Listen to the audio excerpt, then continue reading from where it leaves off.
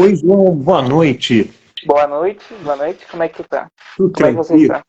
Tudo tranquilo. Desculpa se você tentou me chamar um pouquinho mais cedo, às 8 horas, que era o Não, combinado, mas não eu tem me problema, não tem problema. atrasei. Eu ainda estou aqui no estúdio, para você ter uma noção. Sério? Acabei de gravar agora, eu me atrasei de fato, mas você consegue me ouvir bem? Tá legal? Eu consigo. Tudo certinho. E você, tá conseguindo me ouvir direito? Tô. Tá conseguindo me ouvir? Eu vou botar aqui um fone, vou ver se eu te ouço melhor, mas qualquer coisa a gente vai aqui pelo lente do celular mesmo. Deixa eu ver aqui, só um minutinho. Sei. Opa. Oi, você consegue me ouvir bem assim? Agora, eu tô conseguindo. Ah, então tá bom. Bom, gente, boa noite. Antes de mais nada, desculpem pelo atraso, mas foi atraso meu aqui no trabalho. Tô aqui no estúdio, na Sinergia, aqui na Barra da Tijuca, aqui no Rio de Janeiro. Enfim, Ah, não deu nem para chegar em casa. Mas tá bacana, tá tranquilo agora. Tava tenso aqui, mas deu tudo certo. que bom que deu tudo certo aí. Graças a Deus. Bom, eu queria me apresentar. Meu nome é João Vitor Borges, tenho 17 anos e sou autista. Daí eu queria muito que você pudesse apresentar para as pessoas. Eu me apresentar. Bom, Sérgio Stélio, estou com 61, né? E já estou nesse mundo da dublagem desde 95. Tem aí tem uns 30 anos mais ou menos que eu estou na dublagem. Cara, 90, 90 e pouco que eu comecei. É muito tempo, é uma vida. Você está com que idade que muito você tempo. falou? Eu tô com 17. 17? 17. Então, comecei antes de você nascer. Caramba. Ixi. Bom, eu queria começar com uma perguntinha básica, assim. Como é que tu começou na sua carreira de dublador e ator? Eu comecei, olha só, eu sempre gostei muito de trabalhar com arte. Desde criança eu mexo com mágica, sempre gostei de me apresentar para os amigos, fazendo números de mágica, etc. Sempre fui muito brincalhão, desde criança, gosto de contar piada. Então, isso é uma coisa da minha natureza mesmo. E numa época da minha vida eu conheci um cara que morava perto de mim e a gente passou a fazer umas gravações em áudio que na época não se tinha câmera com essa facilidade que a gente tem hoje. Leva a câmera no bolso, no celular. Na época a câmera era equipamento profissional, só emissoras de TV que tinham.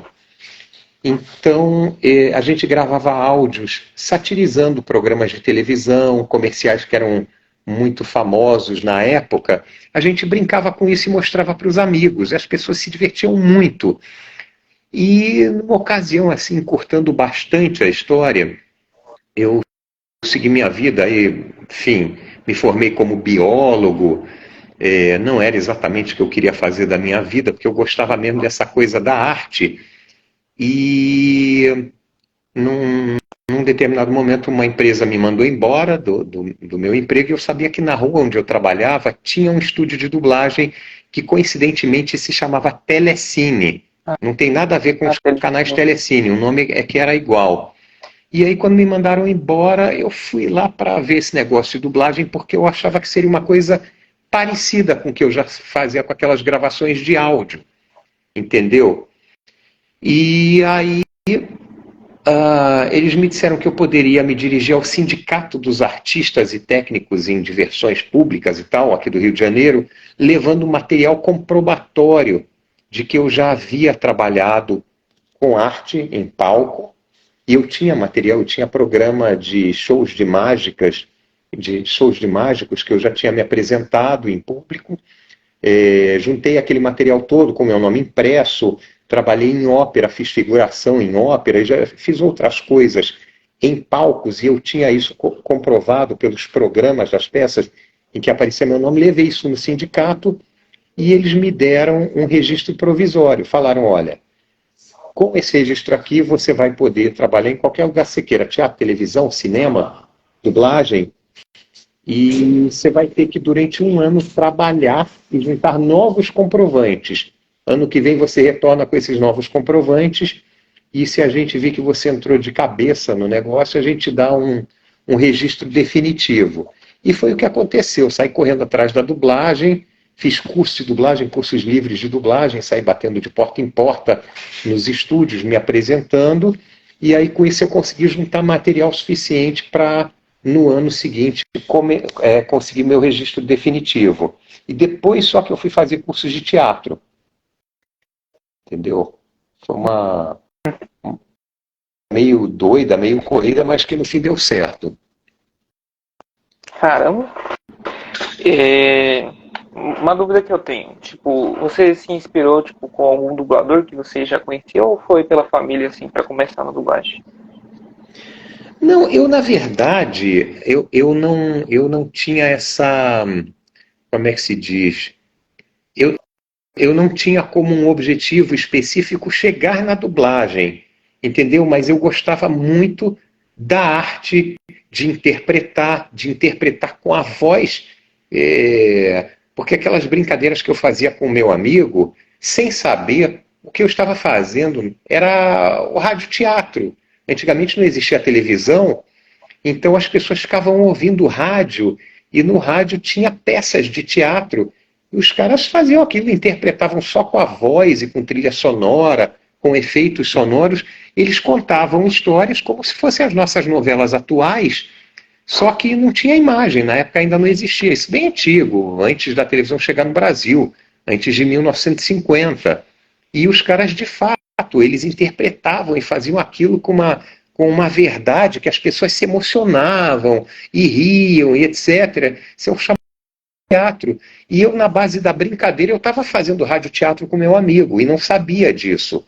Então eu fazia porque eu gostava, eu achava divertido. Fazia isso como um hobby e, mais uma vez, para poder mostrar para os amigos. Enfim, eu gosto de fazer as pessoas rirem, é uma coisa gostosa. Você contar alguma piada, alguma coisa assim, e ter aquele retorno da pessoa, a pessoa achar graça daquilo que você está fazendo. E eu fui, por conta disso, por causa desse impulso, desse gosto de interpretar. Por um acaso, a coisa acabou indo para o lado exclusivo da voz, da interpretação exclusivamente pela voz, que é o que a gente faz na dublagem. As pessoas muitas vezes confundem a dublagem com locução. A pessoa, quando sabe que eu dublo, quando descobre que eu dublo, a pessoa fala, tem um conhecido meu que daria um ótimo dublador porque ele tem uma voz muito bonita. E, na verdade, a característica da voz, se ela é mais bonita, mais feia, mais rouca, isso é irrelevante na dublagem. Isso não faz a menor diferença. Porque você vai ter papéis que vão requerer o tipo de voz que você tem. Um dos maiores dubladores que eu conheço aqui no país é o Luiz Carlos Percy. Ele tem uma voz naturalmente rouca. Ele é a voz do Canal Brasil, né? Este sábado, 8 da noite, no Canal Brasil. O cara tem uma voz muito rouca. Sei lá. Aí, se a pessoa for por essa linha de raciocínio, ele nunca poderia dublar, porque não é uma voz que se convencionou chamar de uma voz bonita, uma voz de locutor, aquela voz impostada. Não é. E o cara é um dos maiores dubladores que a gente tem aqui no Brasil. É muito, muito bom. O trabalho dele, a interpretação é o fundamental. E ele interpreta lindamente. Tem uma dublagem que ele faz junto contigo, né? Acho que é a Morte. Aí tu faz o Mordecai em Apenas um Show. Sim, sim, sim. Ele faz Apenas um Show? Ele faz. Como é que é dublar o Mordecai? É maravilhoso, é muito divertido. Eu gosto porque, enfim, cai de novo na questão do humor, que eu gosto muito, eu curto demais, e aquele desenho muito louco, assim, no melhor sentido da palavra. É muito engraçado. As situações que eles colocam ali. Cara, eu quando gravava, é que acabou a série, infelizmente ela já foi encerrada, mas assim, eu me lembro, quando eu gravava junto com o Charles Emanuel. A gente sempre gravava junto no estúdio. E era muito divertido, toda hora parava para rir, porque as situações são muito engraçadas, são muito bizarras. Tem um negócio de gravar um toque para o celular, um toque para o seu celular. E as musiquinhas que eles cantam, que é muito engraçado. É Muito muito bom. divertido. É muito divertido fazer aquilo. Vocês também faziam o Toon Tuner? Peraí. Aquele canal do Cartoon Network, né? O Toon Tuners. Acho que é É o assim. Toontubers. Toon Toon Tubers Tuners. foi uma ideia muito interessante do pessoal daqui do Brasil. O Toontubers foi criado pela equipe do Cartoon Network aqui do Brasil, lá de São Paulo. Eles tiveram uma ideia genial de fazer aqueles gameplays, né? Narrados pelo Mordecai e pelo Rigby. Aquilo foi um sucesso tão grande que começaram a fazer no México e do México foi para a América Latina inteira. Um projeto que surgiu aqui. Aquilo não é do Cartoon Network americano, não. Aquilo foi criado aqui no Brasil. Uma ideia genial e que deu super certo. Muito, muito, muito interessante. Projeto muito legal. Caramba, não sabia dessa, que no Brasil começaram a fazer isso. Negócio muito legal. Qual foi o seu primeiro trabalho assim na dublagem? O meu primeiro trabalho na dublagem foi nesse estúdio Telecine. Por acaso eu guardo o nome do filme, eu nunca assisti, mas era um filme chamado Jantar às 11. Por que eu me lembro desse título? Quem me dirigiu naquele filme era um diretor uruguaio, mas que morava no Brasil já há muitos e muitos e muitos anos. Ele tinha uma noção do português perfeita, melhor do que muitos brasileiros. Ele sabia o português melhor do que muito brasileiro. O português dele corretíssimo. Enfim, ele dominava o idioma, mas ele ainda tinha aquele sotaque de uruguaio, né? Aquele sotaque do espanhol. Então, quando ele me chamou, ele falou: olha, esse filme que você vai fazer se chama Chantar às 11. Chantar às 11. Nunca esqueci desse Chantar às 11. Mas nunca cheguei a assistir o filme também. Mas era divertido. É um cara muito legal, Gonçalo. Um querido. Caramba. Bom, lembrei de um filme que você fez, que você participou, que é o... Como é que é o nome? Minha Mãe é uma Peça? Minha Mãe é uma Peça. Como é que foi essa honra de participar? Cara, maravilhoso, né? Tá ali do lado do Paulo Gustavo, e aquela cena em particular é muito engraçada também. De novo, voltando na comédia e... garoto, chega pra lá, né? Joga aquele spray na minha cara. Aquilo é muito bom. E conhecer o cara assim foi, como você disse, uma honra. Um mestre do humor. Uma pena que, enfim, aconteceu o que aconteceu com ele, mas o cara é muito bom. E poder estar é um privilégio, de fato. Privilégio. Não. A minha profissão mesmo, a dublagem... Desculpa, te cortei, fala. Pode continuar. Não, assim, na própria dublagem, eu posso dizer também que é um privilégio poder trabalhar, porque eu trabalho e conheço monstros, assim, da dublagem, do teatro, como eu conheci o Isaac Bardavi, que era a voz do Wolverine, dentre outros tantos, o Orlando Drummond, que fazia o seu peru na escolinha do professor Raimundo, dos maiores dubladores que nós já tivemos, José Santa Cruz, Júlio Chaves, Mauro Ramos. Nossa, se eu for falar aqui, eu certamente vou esquecer de muita gente, e posso te dizer, é um privilégio conhecer essas pessoas. Alexandre Moreno, meu ídolo, ídolo mesmo dentro da dublagem, top para mim, o cara é muito bom. Caramba, bastante coisas. Uma dúvida que eu tenho: para você, qual é o trabalho mais marcante na sua vida, assim? Na dublagem? Na dublagem. Na dublagem, para mim, o trabalho mais marcante é um trabalho que ele não é tão conhecido, porque ele está no YouTube.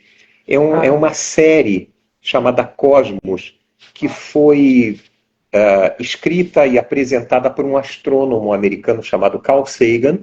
Ele escreveu um livro chamado Cosmos. Sei. Então, essa série, ela passou na TV Globo lá para os idos de 1985. Na época não teve nenhuma grande repercussão, mas em 2008 a TV Escola comprou os direitos da série e por questões contratuais se viu obrigada a redublar. Não tinha sido eu. Em 1985 eu ainda não dublava. Então eles tiveram que redublar, foram feitos testes de voz e eu acabei sendo escolhido para fazer lá o Carl Sagan. E ele não fala só de espaço, de astronomia, apesar do título Cosmos, mas cada episódio ele pega um tema e desenvolve assim de uma maneira brilhante e hipnotizante. Você começa a assistir, você não consegue parar. Então tem episódio que ele fala de astronomia, tem episódio que ele fala de história, fala da Biblioteca de Alexandria, tem outro que ele fala de biologia, enfim, ele aborda, desculpa, ele aborda vários assuntos e várias disciplinas de uma maneira muito gostosa de você ouvir, e hoje você encontra isso no YouTube. É muito, muito legal. Um dos episódios lá eu sempre gosto de comentar, ele explica como é que um cara que viveu no Egito, um matemático que viveu no Egito 200 anos antes de Cristo, ele, através de pura observação, ele chegou à conclusão que a Terra não era plana, era esférica, contrariando algumas pessoas aí hoje em dia que, enfim, essa é outra história, mas o cara, ele chegou à conclusão de que a Terra seria redonda e ele conseguiu medir a circunferência da Terra com 92% de precisão, 200 anos antes de Cristo. Procure esse episódio, o nome do cara é Eratóstenes, era um matemático chamado Eratóstenes. Cara, é muito interessante a explicação, como é que o cara conseguiu isso e como é que ele mediu com tanta precisão, entendeu? É muito interessante a história, muito, muito. E essa série, para mim, foi o melhor trabalho que eu fiz na minha vida em dublagem. Tem trabalhos que se popularizaram muito mais e que eu amo. O próprio Apenas um Show, Monstros S.A., são trabalhos que se popularizaram muito, mas porque eles foram veiculados na televisão e com uma frequência muito grande. Trabalhos maravilhosos. Eu amo esses trabalhos. Eu amo. Agora, o Cosmos, você vai procurar, você vai achar uma hora lá, você vai ver. Você vai assistir um episódio, vai querer ver o outro e outro e outro. É muito bom. É muito interessante. Fechou, vou ver então.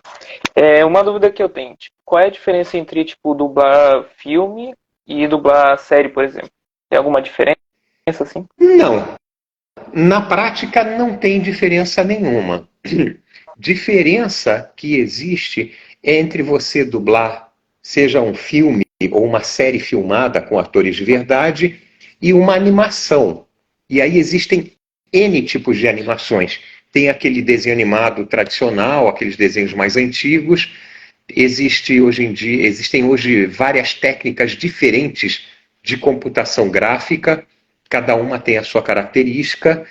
Tem o chamado stop motion, que são animações em que o cara ele bota, por exemplo, um bonequinho em cima da mesa numa posição, filma um quadro, os dois quadros com o bonequinho naquela posição, depois ele faz um pequeno movimento com o braço, filma outro quadro, e assim ele vai fazendo de quadro em quadro, e aí depois quando ele reproduz aquilo, você tem aquela noção de movimento que o cara foi fazendo. É um negócio extremamente trabalhoso, e o stop motion ele pode ser feito com bonecos mesmo, de pelúcia, alguma coisa assim, de plástico, com massinha de modelar. Você vê uma bola de massinha de modelar, de repente ela se transforma numa árvore, aí dessa árvore cai uma maçã, e essa maçã vira uma minhoca que sai andando pelo cenário. Isso tudo feito quadro a quadro, o cara modelando aquela massinha. Então isso já é uma outra técnica também de stop motion. Tem bonequinhos tipo Muppets, não sei se você já teve a oportunidade de assistir. Então são técnicas de geração de movimento e que requerem maneiras diferentes de você trabalhar.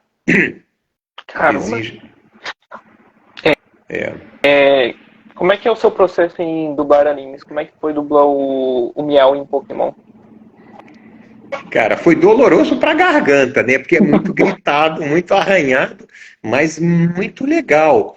Assim, Na dublagem, isso vale para o Pokémon e para qualquer outro tipo de produção, seja um filme, uma série, uma novela mexicana. O que que acontece? Diferentemente do teatro e do cinema, e de uma certa forma da televisão também, a gente não recebe o texto antes para estudar em casa, para entender a história, saber o que está se passando. Na dublagem não existe tempo para isso. É tudo na hora, então. É tudo na hora e, na maioria das vezes, você só sabe o que vai ser dublado no momento em que você entra no estúdio, porque não há tempo. O processo todo, ele é muito rápido, ele tem que ser feito, você tem que ter uma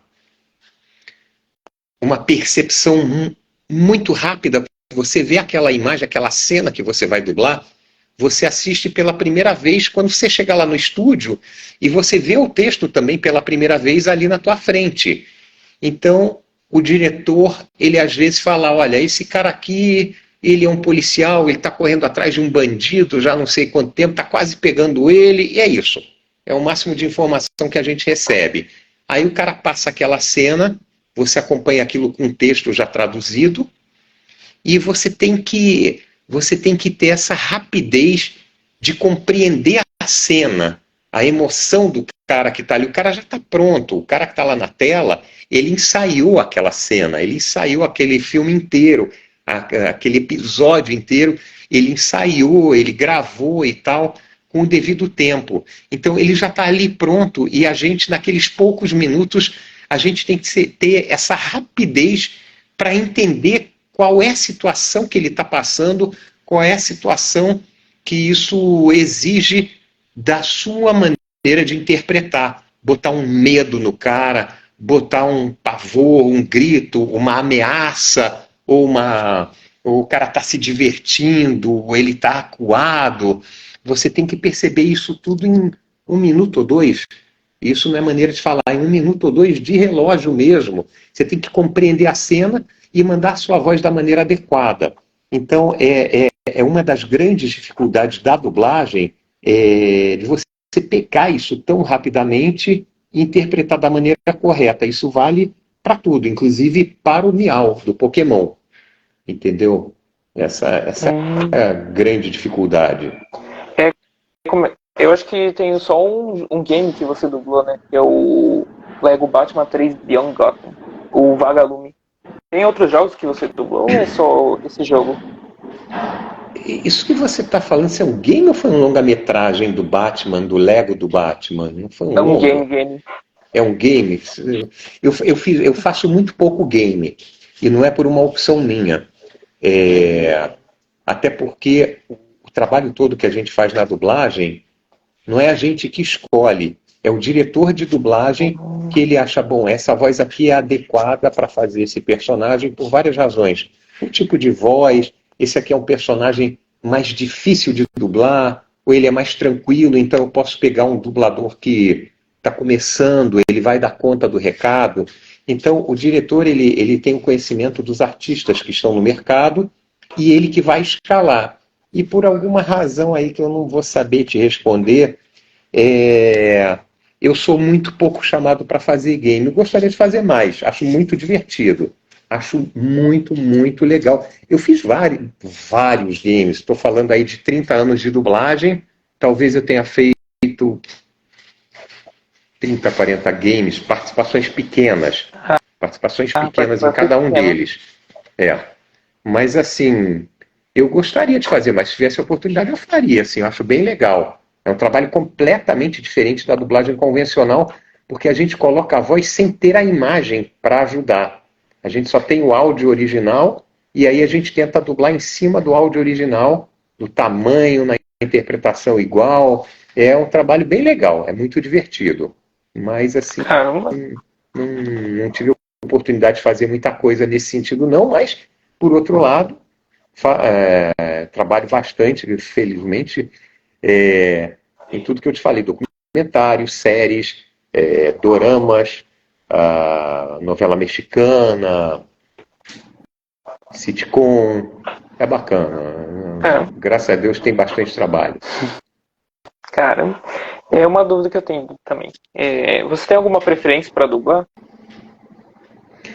Eu acho mais divertido dublar desenho, animação, porque te dá, assim, geralmente você tem muito mais liberdade para criar no desenho do que num trabalho que seja feito por atores de verdade. O desenho, pela própria situação inusitada que se passa no desenho, pô, eu dublo um passarinho no Apenas um Show. Teve uma série que eu já dublei, era uma série que se passava dentro de uma casa, em que à noite as pessoas iam dormir e os objetos ganhavam vida. Então nessa série eu dublei pano de prato, aspirador de pó, secador de cabelo. Isso é divertido, é uma coisa mais lúdica que te dá uma oportunidade de viajar mais nas situações e criar vozes também, brincar mais com a voz, porque eu não vou dublar uma pessoa de verdade, um ator de verdade, fazendo uma voz desse jeito, uma coisa assim. Fica muito estranho. Então, dublar um aspirador? Caramba. Tem uma franquia que eu gosto bastante, que é o Star Wars. Como é que é dublar... ainda tô no tema. Como é que é dublar o C3PO? Que massa. Cara, maravilhoso, né?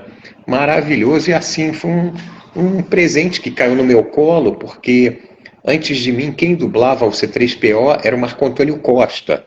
É também um dos grandes dubladores que nós temos. E muita gente não sabe, mas além de ator e dublador, ele também é médico.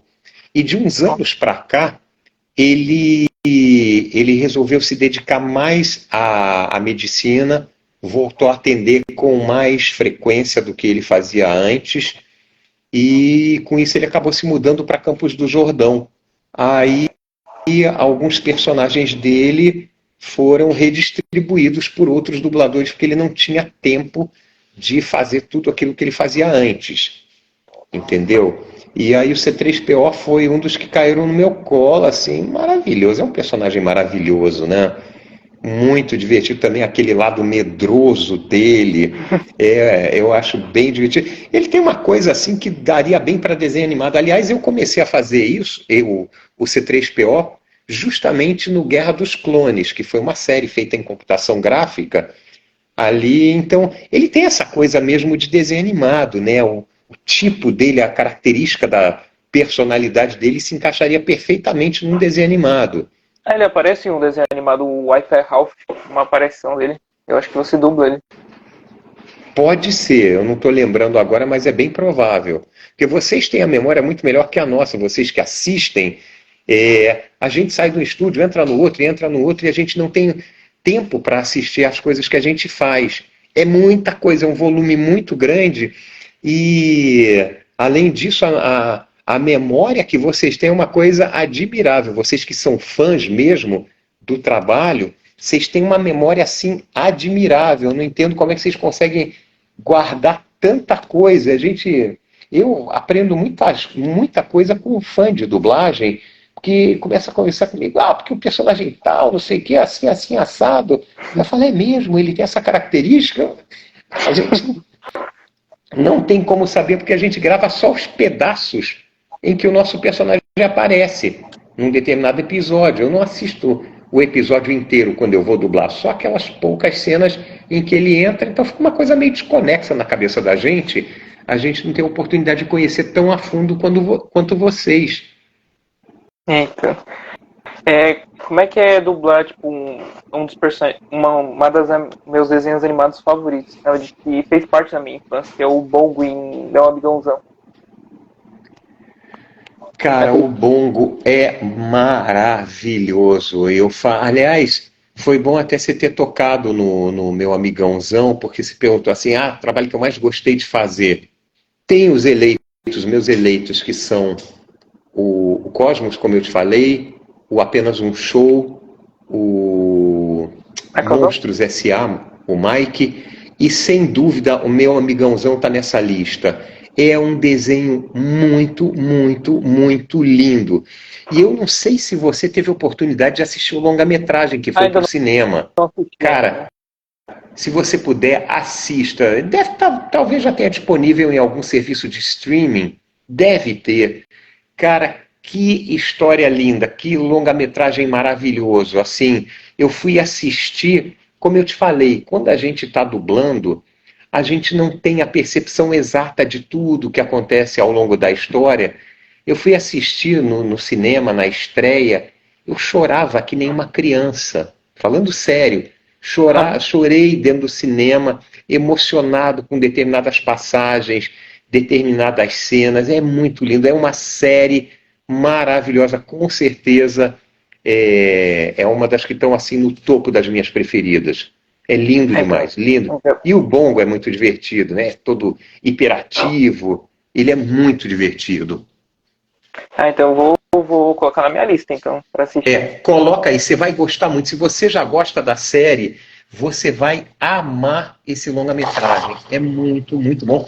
Acho que foi premiado lá fora, inclusive, em festivais. É um filmaço, um filmaço. Nossa. Então fechou, então. Tem outro personagem que... Tem outro desenho animado que fez parte da minha infância, que você dublou, acho que é o número 2 em Os Sete Monstrinhos. Sete Monstros. Interessante você ter assistido esse desenho, porque ele é bem antigo. Eu não sei onde ele passa, se é que passa ou passou recentemente. Era bacana, não, é muito antigo. Essa série, eu vou te falar, isso deve ser lá dos idos de 1996, Claro. 97. Então não sei Quando como é que eu vi. também não sei isso. Eu acho que ele reprisa bastante em algumas emissoras, tipo Rede.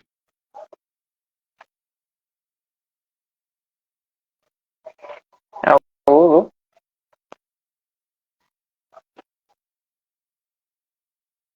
Trava um pouquinho. Aí voltou. Troca a chamada de Brasília, não conheço ninguém em Brasília, eu, hein? Tinha dado uma travada agora há pouco. Ainda bem que voltou ao normal. Peraí que desconectou aqui o meu fone, desconectou aqui do Bluetooth, essa chamada. Deixa eu conectar de novo.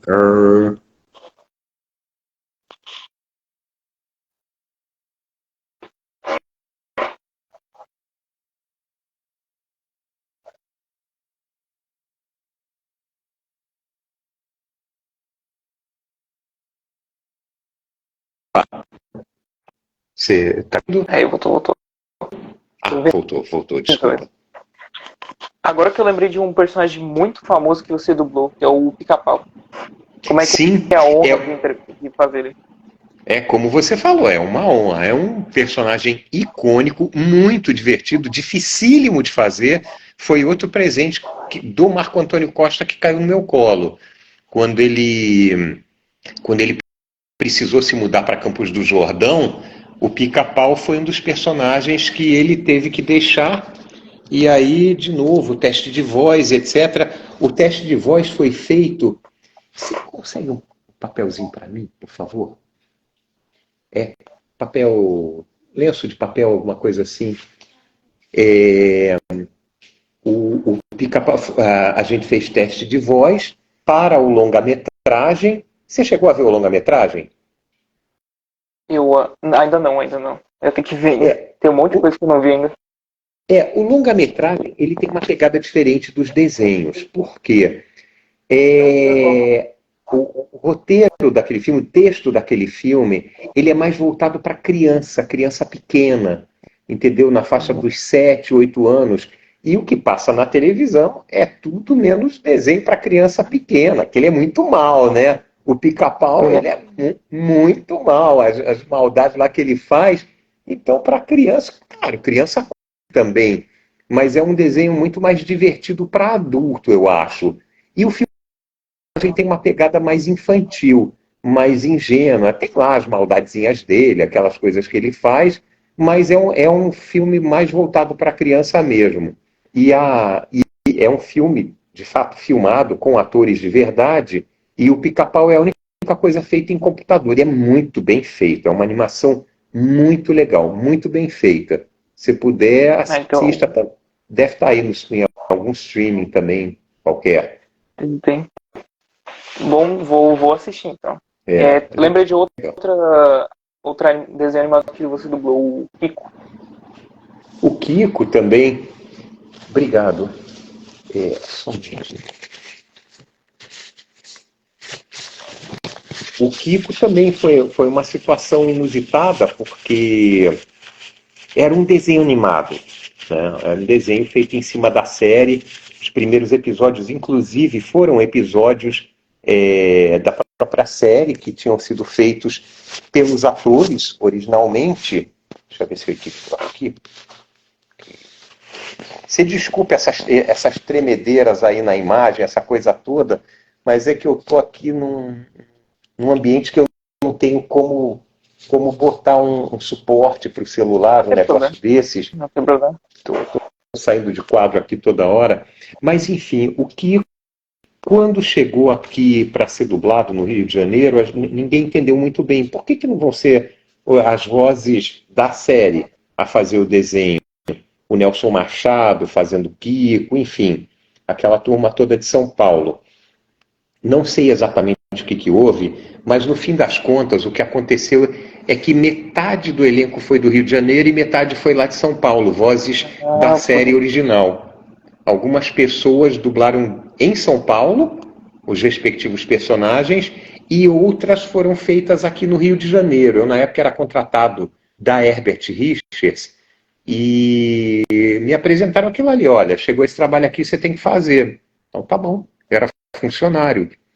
E ele acabou sendo feito assim, metade aqui e metade lá em São Paulo. Muito divertido também. Ele também tem uma pegada um pouquinho, eu acho que no desenho, ele também tem uma pegada um pouquinho mais infantil do que na série. A série tem as piadas assim mais legais para adulto, que eu acho, mas assim, pô, uma honra, né? Poder entrar numa produção dessas depois de ter aquele sucesso todo na série feita por atores. Muito legal, foi muito legal. Caramba, ó, tem um comentário do Léo Jack. Conta a história do desenho do Sensui. O Sensui. Você conhece essa série, Yu Yu Hakusho? Yu Yu Hakusho? Eu já ouvi falar apenas, mas eu ainda não assisti. Mas qual é o comentário que ele fez aí? Que eu acho que eu tô... Conta a história do desenho do Sensui. Eu não sei se essa é a história que ele está se referindo, porque eu o acho desenho... que, tipo, como é que tu começou, assim, a dublar ele? Como é que foi? Eu acho que não é bem isso, não, porque houve um episódio comigo por conta desse desenho que é muito curioso. O desenho em si foi um sucesso. Na época não existia nem internet, não existia e-mail, para você ter uma ideia. Foi em 90 e poucos, 96, 95... não sei como os fãs descobriram onde o desenho era dublado, era um anime.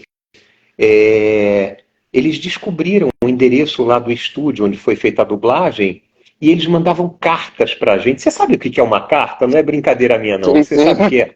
Então, tem muita gente hoje que não sabe, nunca pegou uma carta na mão, não sabe o que é isso, não existe mais. Mas, enfim, as pessoas mandavam cartas para a gente, assim, que nem tem cara que manda carta para o Antônio Fagundes, para o Tony Ramos, para a Fernanda Montenegro, mandavam para a gente. Nós éramos pessoas desconhecidas. A gente não tinha rosto, porque não existia internet. Entendeu? Então as pessoas conheciam a gente só pela voz. Então foi puta de um sucesso essa série. O elenco de dublagem foi muito feliz em adaptações, em brincadeiras que eles botavam no meio da dublagem, que evidentemente não tinha nada disso no texto original. A gente seguia o texto original, mas de vez em quando surgia uma oportunidade de botar uma brincadeira lá. Então, um dos heróis do desenho, volta e meia, ele falava: rapadura é doce, mas não é mole não, viu? Então, essas expressões brasileiras... Marco Ribeiro, exatamente. Eles botaram um molho nesse desenho e esse molho fez com que o desenho fosse um imenso sucesso. Eu não podia botar isso porque o meu era um vilão. O meu cara então, não combinaria muito. Não combinaria botar essas piadinhas, esse humor, porque ele era mau, ele era um cara muito mau. Ele tinha um bordão, ele volta e meia falava assim: eu vou transformar esse mundo num imenso cemitério. Então, era um cara mau mesmo, então não tinha como botar piada para ele falar. Ele realmente era um cara muito mau. O objetivo dele era abrir um portal interdimensional para trazer todos os males da Terra e acabar com qualquer forma de vida aqui, animal ou vegetal. Ele era mauzão mesmo, não tinha como botar piada ali. Mas numa ocasião, eu fui na casa de um amigo, ele me convidou para um churrasco, talvez seja essa a história. E quem foi que pediu? Você tem o nome dele aí? Acho que é o... Deixa eu voltar aqui. É o Léo Jack Fox. Léo. Talvez seja essa a história que você queira que eu conte. Eu fui convidado para um churrasco na casa de um amigo, do lado da piscina lá do prédio onde ele morava, e eu levei uns pratos e talheres para ajudar lá a fazer o churrasco.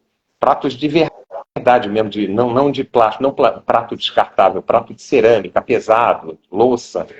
E estava levando isso numa bolsa pesada.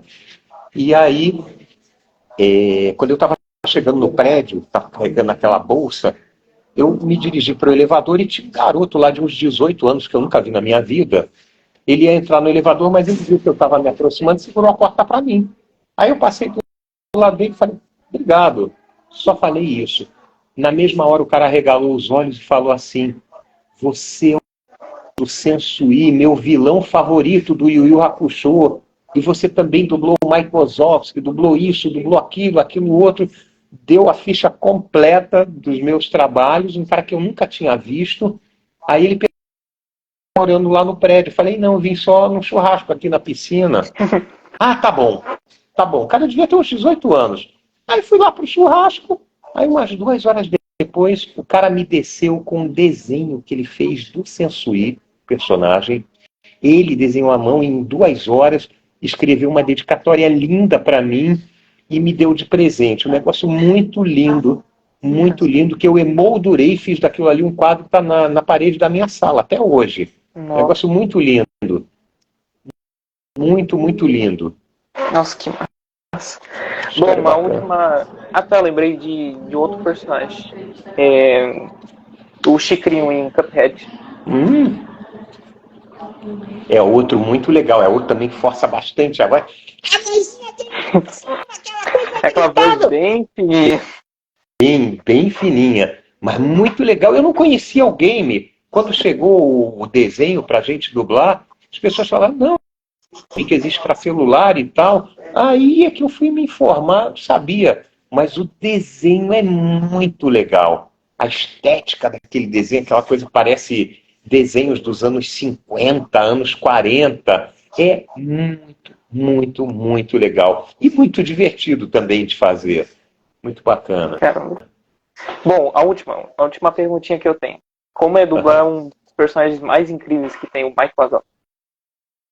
Maravilhoso.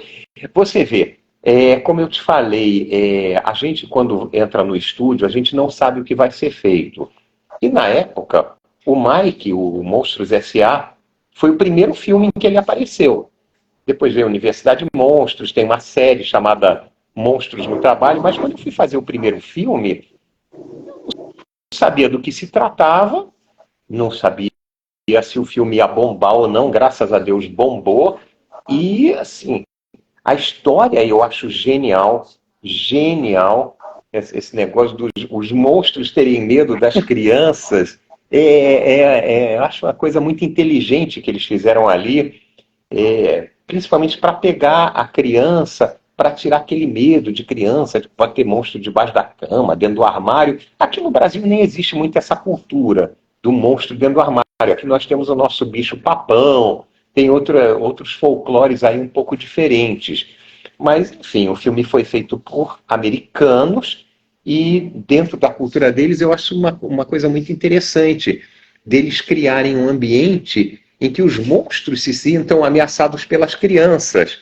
Eu acho uma coisa muito bacana para tirar o medo. E ele é muito divertido, ele todo nervosinho, todo atacado, manda esse treco de volta, senão o bicho pega. Então tem umas tiradas ali muito boas, quando ele bota aquela lente de contato. Hein? O Aceboso também. Ceboso. Engraçado isso. A outra também, qual é que é? Ross, minha linda flor do campo, você tá tão bonita hoje. Tu fez chapinha? Cara, tu fez chapinha, é maravilhoso. Uma das adaptações que a gente fez quando estava dublando. Na época, estava começando esse negócio de chapinha para alisar cabelo. Isso foi uma adaptação que o diretor de dublagem fez, que foi o Garcia Júnior. O Garcia Júnior é um outro grande dublador, ele é a voz do He-Man, ele é a voz do Arnold Schwarzenegger, e ele que me dirigiu no Monstros S.A., e ele fez essa adaptação do texto. Eu não me lembro como é que estava no texto, mas quando a gente foi dublar essa cena, ele falou: Sérgio, lê aí o texto da próxima cena, lê aí em voz alta e me diz o que você acha. Aí eu li para ele: Rose, minha flor do campo, você tá tão linda hoje, tu fez chapinha? Aí eu não entendia. Na época eu não entendi a piada, porque realmente estava começando esse negócio e mulher já conhecia a chapinha por esse nome. Aí eu falei: não sei, ô Garcia, o que tem esse texto? Isso é uma piada? Ele falou: pois é, Sérgio, a minha mulher sugeriu de eu botar isso, olha só.